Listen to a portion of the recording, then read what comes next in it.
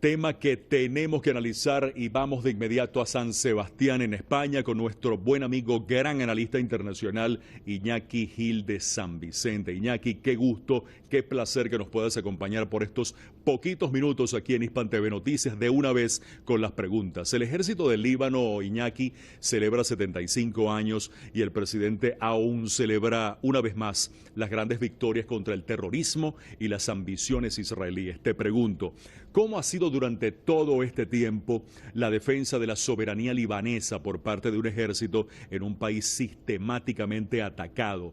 ¿Y cómo es ahora cuando cuentan con el apoyo irreductible del movimiento Hezbollah? Hablemos de la resolución también 1701 del Consejo de Seguridad de Naciones Unidas, que el régimen israelí en particular viola de manera constante. Bienvenido, cuéntanos.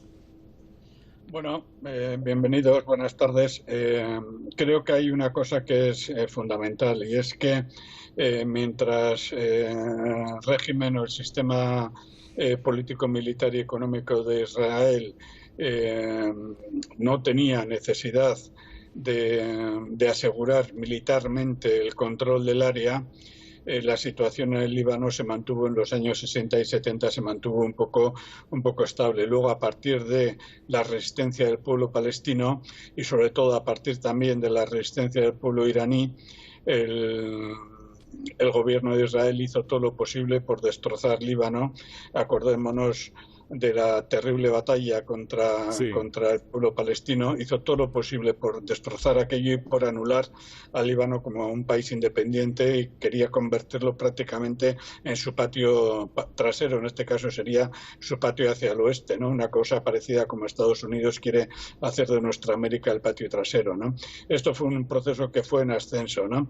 Pero el gobierno del Líbano resistió realmente bien con la ayuda creciente del pueblo palestino y con la ayuda creciente de Hezbollah y de otros países, de Irán y de otros países y otros movimientos, ¿no? El acuerdo, la declaración, la resolución de 1701 de la ONU sancionaba en el año 2006 sancionaba una situación de equilibrio que demostraba que el régimen israelí no podía acabar con el pueblo del Líbano, no podía acabar con el pueblo de Palestina del Líbano, no podía acabar con Hezbollah, no podía acabar con nada de eso, ¿no? Fue un consenso muy áspero, muy duro, que se llegó a un acuerdo. Hay que destacar una cosa: entonces, en el año 2006 y en el año 2009, el tiempo que en la práctica duró este acuerdo, Netanyahu no estaba en el gobierno, estaba en la oposición. Netanyahu dejó el gobierno en el año 2005 y volvió en el año 2009. Y no es nada sorprendente que, vuelto Netanyahu al gobierno y la derecha israelita al gobierno, o la extrema derecha israelita al gobierno, inmediatamente comenzara una política de agresión de Israel de nuevo creciente y ascendiente contra el pueblo del Líbano, ¿no? Con un dato que hay que aclarar, porque es muy importante, ¿no? En el último tiempo no solamente ha sido una agresión de Israel, y no solamente ha sido una agresión de Occidente, las presiones de los bancos británicos, sobre todo de Francia, las presiones económicas de Francia, las presiones económicas de Estados Unidos para controlar el dólar, para controlar que la economía y por ejemplo, la electricidad y el gas, las redes de distribución energética del Líbano funcionaran, para controlar la independencia económica del Líbano, que había sido proverbial en los años 50, se le llamaba la Suiza del Mediterráneo. Esas presiones fueron tremendas y fueron empobreciendo al pueblo del Líbano. Allí quisiera caer precisamente, quisiera ahondar en estos poquitos segundos que nos quedan, en esa condición actual del Líbano, Iñaki, con respecto a la guerra económica que sufre, que padece, considerada por el presidente aún como una guerra más feroz incluso que las propias guerras militares que les ha tocado enfrentar. Cuéntanos.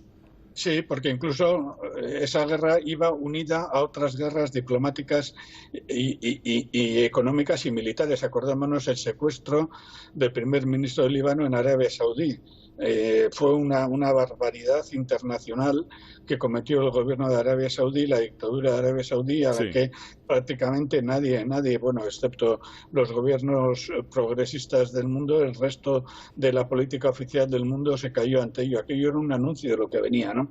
Pero a partir de ahí ya se ha aplicado contra el Líbano las mismas políticas que se están aplicando contra otros países. Contra otros Se aplicó países. contra Siria, se aplicó contra Irak, se aplicó contra Irán, se aplicó contra Venezuela, se aplicó durante mucho tiempo contra Palestina y contra Cuba, se aplicó durante mucho tiempo también contra Bolivia hasta derribar al gobierno de Evo Morales. Una política de cerco total, con unos objetivos muy precisos en el caso del Líbano.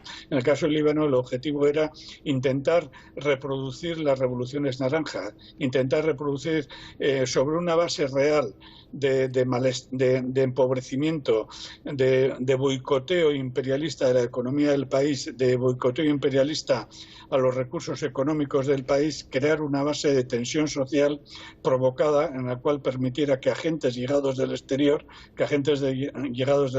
intervinieran en ese conflicto. Esta es la situación actual en el Líbano. Es Vamos a ver. una guerra externa donde lo económico en cualquier momento puede dar el salto a lo militar. Por suerte, la Fuerza Armada del Líbano y la Fuerza Armada de Hezbollah es mucha fuerza para Israel. Vamos a ver qué es lo que pasa entonces, Iñaki, en este sentido. Lo cierto del caso es que, como bien dice la consigna generalizada, resistir es vencer, y es lo que el Líbano también ha venido demostrando a lo largo de todos estos años. Ha sido blanco de una guerra económica realmente brutal, criminal, al mismo nivel de la que sufren países como Siria, como Irak, como la propia República Islámica de Irán, como Cuba, como Venezuela.